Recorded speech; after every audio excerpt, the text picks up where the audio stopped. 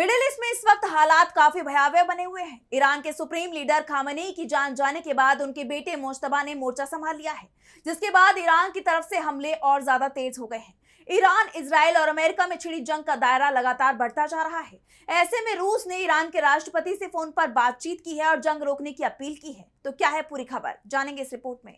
Middle east में छिड़ी जंग खतरनाक मोड में जाती दिखाई दे रही है। अमेरिका, इजराइल और ईरान तीनों ही देशों की तरफ से ताबड़तोड़ हमले किए जा रहे हैं, जिससे हालात काफी चिंताजनक बने हुए हैं। कई देशों की तरफ से इस युद्ध को रोकने की अपील भी की जा रही है।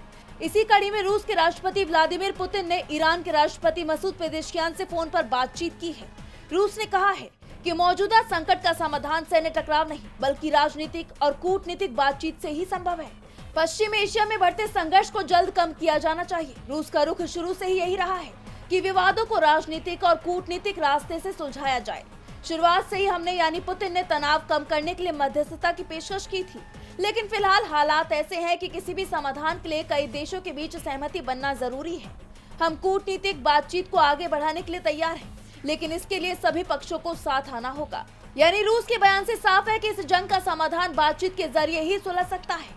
ऐसे में देखना होगा कि क्या ईरान बातचीत के लिए तैयार होता है, क्योंकि जिस तरह से लगातार ईरान की तरफ से बयान आ रहे हैं कि जंग अमेरिका और इजराइल ने शुरू की थी, खत्म ईरान करेगा, उससे ऐसा होता दिखाई नहीं दे रहा है। ऐसे में सवाल है कि आखिर ये जंग कब रुकेगी।